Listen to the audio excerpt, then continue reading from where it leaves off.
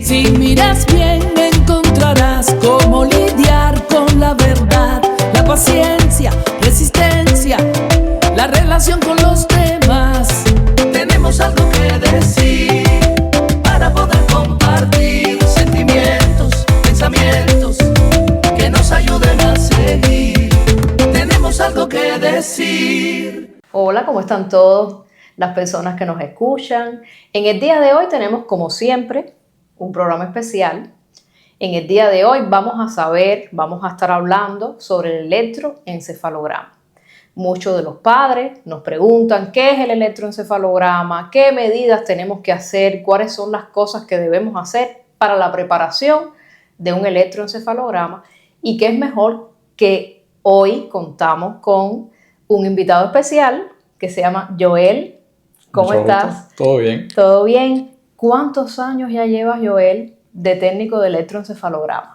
Bueno, hace aproximadamente ya 10 años que vengo realizando este estudio, esta profesión, la cual me abrió las puertas cuando llegué aquí a los Estados Unidos. Y durante todo este tiempo he adquirido mucha experiencia en cuanto al manejo con pacientes que presentan epilepsia. Y me ha ayudado a incorporar más conocimiento a mi carrera de base. ¿Cuál es tu carrera de base, Joel? Yo soy médico. Oh.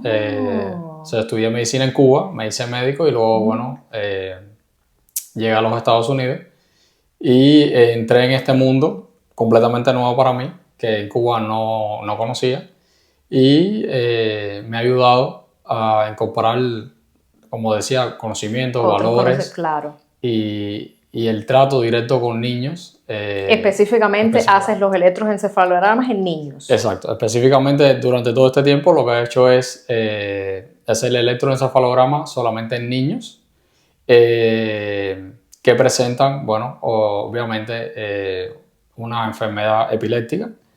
¿Y otras enfermedades neurológicas también, Joel? ¿Puedes ver? Sí, también. O sea, yo trabajo en el área de neurología directamente con todos estos niños que presentan cualquier síntoma o relacionado, que puede estar relacionado o no, a una convulsión. Ay, qué bien, qué bien.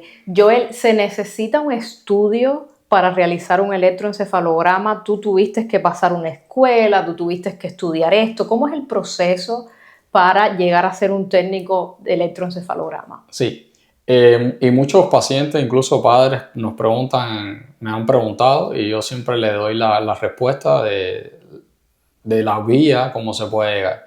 Existen dos vías actualmente para llegar a ser un técnico de electroencefalograma. Una es a través de la escuela, en la cual en Miami no contamos una escuela que prepare. Creo la más cercana está en Tampa. Y la otra vía es a través de que una persona, un técnico, una institución te dé un entrenamiento para poder trabajar como técnico de electroencefalograma, porque realmente no necesitas una certificación para poder trabajar en esto. Pero si la tienes, si la logras, luego con la experiencia y con el tiempo, entonces obviamente te da un poco más de posicionamiento a la hora de buscar trabajo. Pero realmente en el estado de la Florida no existe una institución o no es una... O sea, no es una obligación tener la certificación. Solamente con un entrenamiento y saber cómo se hace todo el proceso, puedes trabajar como técnico de electroencefalograma. ¿Tú eres registrado en electroencefalograma? ¿Eres un técnico registrado en electroencefalografía? Exacto. Hay varias vías. Hay una institución a nivel nacional que es la que rige las certificaciones de los de las personas que trabajan en la parte del electroencefalograma, que abarca no solamente el electroencefalograma, el neurodiagnóstico, abarca otros estudios. Otros estudios neurológicos. El neurológico, como el estudio del sueño, como el VERA, o sea, otros estudios. Y ellos son los que se encargan de poner las vías de cómo usted puede llegar a examinarse y obtener esa certificación. Que una de las vías, por supuesto, es la escuela, como decía anteriormente, y otras vías es para personas que tienen un background médico, claro. La vida también es un poco más corta y las personas que no lo tienen, entonces la vida sí es un poquito más largo porque tienen que esperar mínimo 5 años Claro. de experiencia para poder entonces aplicar y hacer el examen. Mira qué bien, mira qué bien. Los cables, vamos a hablar ahora de la ubicación de los cables, porque a veces hay padres que nos dicen, bueno, los cables, ¿cómo van en la cabeza? ¿Cómo es que van estos cables en la cabeza? ¿Qué es lo que medimos cuando estamos poniendo esos cables que están alrededor de la cabeza? A ver, cuéntame. Exacto. Yo siempre le comparo a los padres y a los niños, porque también lo bueno es explicarle directamente al niño para que entienda lo que va a pasar en ese momento. Es la forma más sencilla. O sea, todo el mundo conoce que es un electrocardiograma. O sea, que es lo más quizás común que se ve en la calle, lo que las personas conocen. Sí. Y yo siempre le pongo ese ejemplo como que es parecido al electrocardiograma, pero en este caso va a ser en la cabeza. Por eso se llama electroencefalograma, porque viene a tocar toda esta parte del cerebro. Son electrodos que pueden estar hechos de materiales que no son dañinos para el ser humano, que se ponen y en algunos casos, cuando estamos hablando de un EEG, que normalmente tiende a ser de 20 a 30 minutos, no se usa pegamento para ponerlo porque es un estudio corto. Es un estudio corto, claro. Exacto. Entonces, esto se pone y con una crema sencillo. Es una crema conductora. Que es la crema conductora, la que permite que este electrodo capte la señal eléctrica que tenemos todos los seres humanos y por la cual funciona nuestro cerebro, y entonces eso lo capta a través del electrodo y del cable, lo lleva a la máquina y el software lo transforma en esas rayas que a veces los papás te dicen. Sí, los padres dicen, ¿cómo ustedes ven esas rayas? Exacto. Sí. Esas rayas, por supuesto, tienen un significado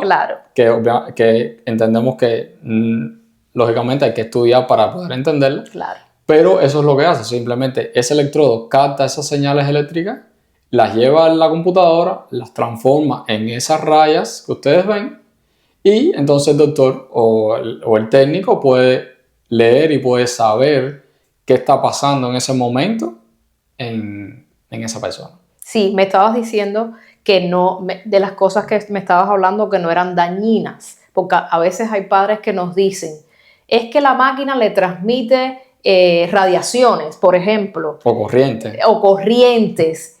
Y tengo entendido, de la máquina al paciente no va nada. Es como realizar una lectura. Exacto. Realmente es lo que hacemos. Entonces, ¿qué medimos? Vemos los campos cerebrales, vemos desde los frontales, occipitales, vemos todo, se hace de una forma comparativa. ¿Cómo se hace? Exacto.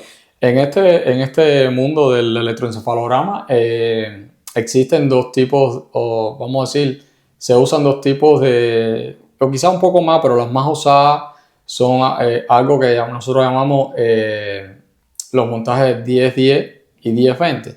Los 10-20 es lo más común actualmente. Claro. ¿Y esto qué significa? O sea, expresado para que puedan entender un poquito mejor, son alrededor de 21 electrodos o 21 cables que se ponen alrededor de todo el cerebro o de la piel, ¿no? Obviamente de la cabeza. Sí, es superficial. Y entonces esos 21 electrodos recogen alrededor de toda la cabeza todos los lóbulos, el frontal, el occipital, el parietal y el temporal. O sea, de ahí se recoge toda esa actividad eléctrica y entonces, como he explicado anteriormente, se graba en el estudio y se recoge la información. Los técnicos, lógicamente, también, sobre todo los que más experiencia tienen, pueden mirar, pueden ver qué cosa es lo que está pasando, pero ¿quién es el que realiza realmente la lectura de ese electroencefalograma? Exacto. La lectura final, o sea, el diagnóstico final lo da siempre el neurólogo. Y no cualquier neurólogo también. Eso tiene que ser neurólogos que están especializados en epilepsia, que son los que, por supuesto, más estudiaron para llegarlo. Cualquier neurólogo puede leerlo, vamos a aclarar eso. Claro.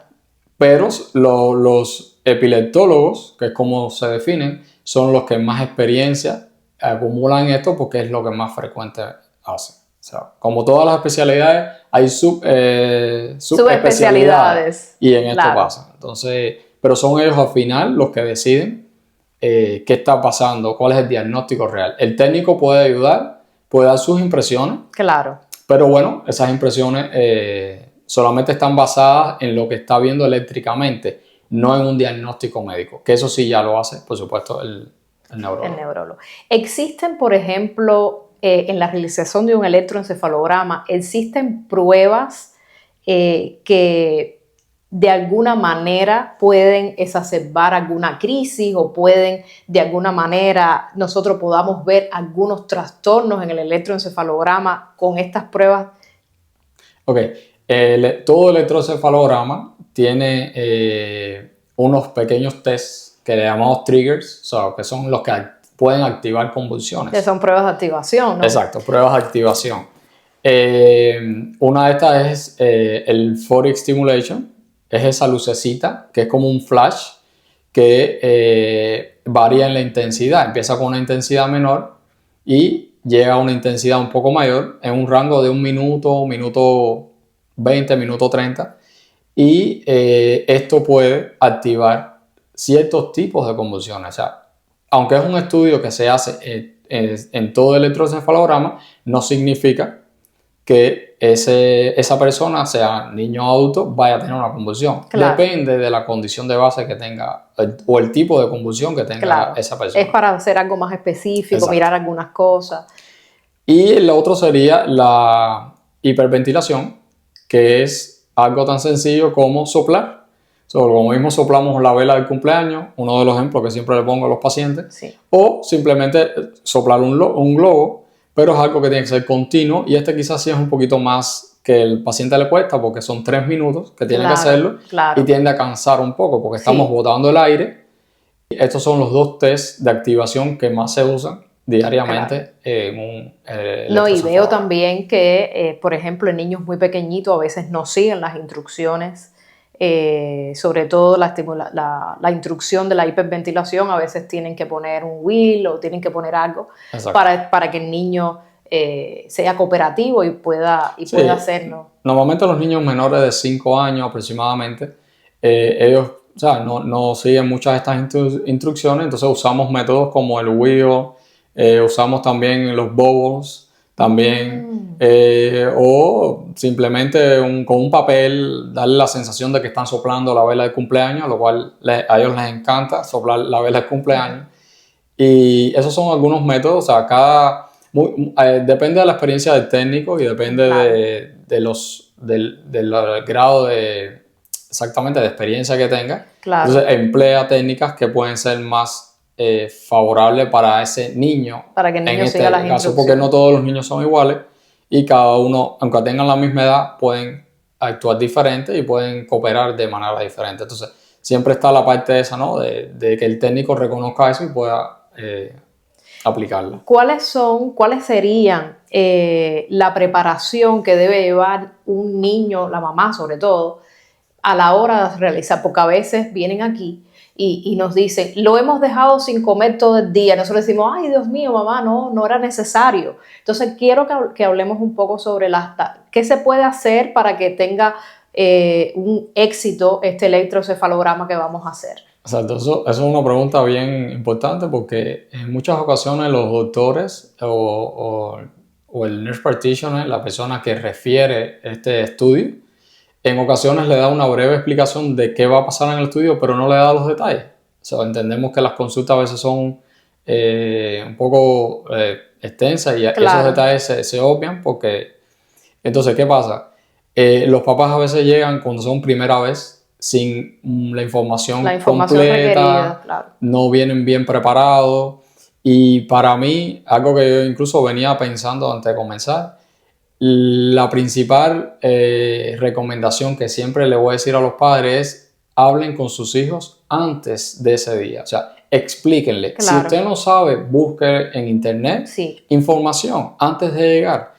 Y usted vea, en YouTube hay muchos videos, vea, infórmese y explíquele a su niño. Porque es muy importante que el niño vaya confiado. Claro. Incluso que vaya con si usted cree que su niño con usted no tiene confianza suficiente, busca a la persona con la que más él se siente seguro Claro. y que vaya. Porque en ocasiones los papás se ponen a llorar con los niños. O entonces dificulta el proceso, porque si un niño ve que su papá o su mamá o la persona que está con él se siente inseguro, Exacto. ese niño se siente más inseguro todavía. Claro.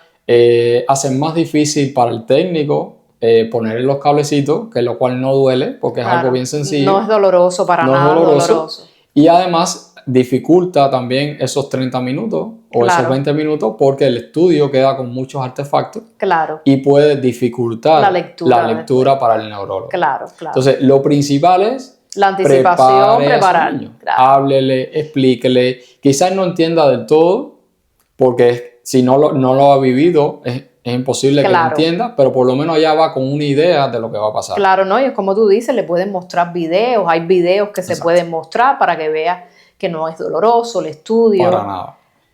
Porque simplemente esto es un estudio que, como decía anteriormente, son unos electrodos que vamos a poner con una crema, pero antes de eso lo que hacemos es limpiar el área donde se va a poner se pone el electrodo y se pone quizás un algodoncito para que aguante un poco.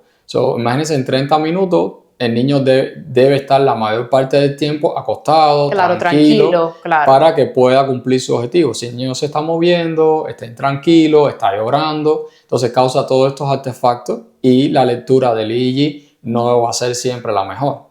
Pueden presentar todos estos problemas y simplemente porque el niño no sabía, porque obviamente tiene miedo. Tiene miedo porque estamos en las oficinas médicas, le tiene miedo a los doctores, Exacto, o sea, el área de salud, cualquier área de salud para un niño es un área hostil. Claro. Desde que entra, le está viendo el medical assistant, le está viendo el médico, el enfermero, o sea, son muchas personas y él se siente, toda esta gente extraña. Sí. Entonces, para él es un área hostil. Si usted no lo prepara y no le explica, entonces el niño no se siente seguro a lo que va, incluso a veces con la persona que va, sea la mamá, el papá, la abuela. Entonces siempre yo lo digo, mándenlo, o sea, vayan con el niño, preparando con la persona, al niño, y con la persona que él se sienta seguro. Porque si usted cree que usted va a ver a su niño así y no lo va a soportar, evítelo. Porque si usted llora, el niño va a llorar más todavía. Claro. Y la cabeza, ¿cómo debe estar? ¿Seca? ¿Cuáles son las medidas que se deben tomar? Cabeza, usted lávele la cabeza el día antes. Bueno, ¿cuáles serían en este caso las indicaciones de un electroencefalograma? Bueno, el electroencefalograma dentro del mundo de la neurología es prácticamente el primer estudio, por decirlo de una forma, que se realiza en la mayoría de los pacientes. Pero en este caso hay motivos más específicos, como trastornos del sueño, trastornos del habla, retraso en el desarrollo, dolores de cabeza que se mantienen, que no es normal. Específicamente estamos hablando de un niño. También se puede ser objetivo de que se ordene. Incluso en ocasiones en las escuelas los niños se sienten mal y tienen un desmayo, también se orienta, porque al final puede ser confundido, ese desmayo puede ser confundido con epilepsia que está desarrollando en ese momento ese niño. Ya que puede ser una convulsión, puede ser de varias causas, puede ser genético, puede ser ambiental, son muchos factores que influyen al momento que una persona, un niño, tiene una convulsión. También otro de las indicaciones del electroencefalograma es en los pacientes autistas, ya que estos tienen una gran probabilidad o un % mayor de presentar convulsiones o trastornos en el electroencefalograma que se ve muy constante durante este estudio. Y enfocarnos precisamente que en estos pacientes autistas es donde mayor nosotros paciencia y humanidad debemos presentar, porque son pacientes que son muy sensibles a los ruidos, no les gusta que otra persona que no sea de su ambiente cercano los toque, se acerque a ellos. Entonces aquí hay mucha paciencia, siempre la dedicamos y a veces los papás nos dicen, ay, disculpe, no, nosotros siempre le decimos Claro. que entendemos y que tenemos el tiempo, aunque a veces es corto, pero se lo dedicamos para que el niño llegue al lugar, se relacione, tratamos de entablar una conversación y se sienta a gusto, porque sabemos que es difícil para los papás, para el niño Claro. y para el técnico poder realizar el estudio. Por eso en estos pacientes autistas sabemos que aunque están predispuestos, pero también está la parte humana de hacer el estudio con la mayor calidad y con la mayor entrega posible. Y también, perdón que te interrumpa, también en estos pacientes nos hemos dado cuenta que también la anticipación, que tú lo estabas mencionando ahorita, la anticipación con ellos también es válida. Es importante que los padres les expliquen a estos niños primero, antes de ir al estudio, porque hemos tenido mejores resultados así. Exacto. Sabemos que los pacientes autistas hay varios tipos, es un espectro. Claro. O sea, hay niños autistas que entienden un poco más y son más funcionales en este aspecto, pero hay otros que les es más difícil. Por lo tanto, esa preparación es muy importante. Como tú decías, en estos niños, ya que les permite a ellos tener esa idea, no llegar así como que va a pasar, porque lo primero que piensan cuando van a un hospital es que los van a dañar o que va a ser doloroso el estudio. Exacto. O algo así. Sabemos que este estudio no es doloroso, no es invasivo. Exacto. Bueno, Joel, entonces me ha dado mucho placer que estés aquí con nosotros.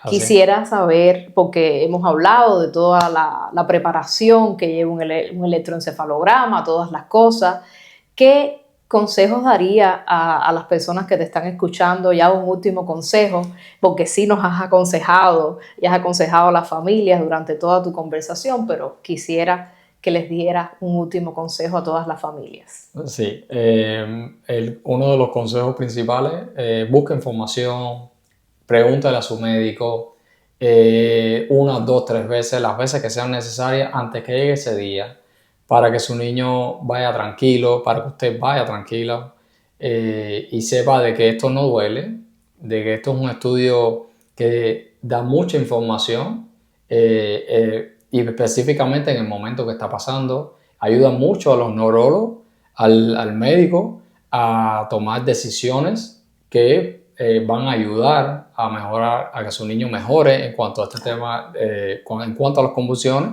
Y siempre ese es el punto, buscar información. O sea, la preparación es siempre la mejor herramienta que va a tener siempre usted, su niño y el médico a la hora de tomar una decisión final en cuanto a un diagnóstico de este tipo neurológico que pueda presentar su niño. Claro.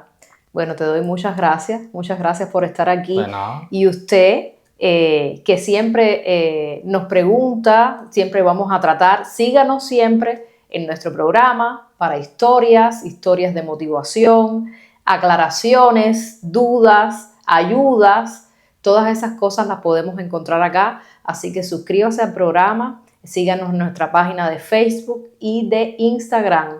Y aquí estamos para ayudarlo, para ampliar nuestra comunidad y llegar siempre a sus hogares con información y con historias de inspiración, motivación, oportunidades y mucho, mucho amor. Entonces, nos vemos en la próxima, nos vemos en el próximo programa. Así que nada, muchas gracias a todos por escucharnos y gracias a ti, Joel. Gracias por la invitación. Muchas gracias. Nos vemos en la próxima. ¿Cómo no? ¿Cómo no? Doctora, espérese un momentico. No olvide compartir este video para que otras personas sepan de lo que hemos hablado hoy. ¿Verdad que sí? Es que siempre se me olvida. El equipo me dice, tienes que decir compartan, tienes que suscribir al programa, todas esas cosas, pero siempre lo olvido, pero muchas gracias. No, de nada. Es que si no llegamos a más personas, no van a saber la valiosa información que se está transmitiendo aquí. Está bien, muchas gracias. De muchas nada. gracias. Tenemos algo que decir.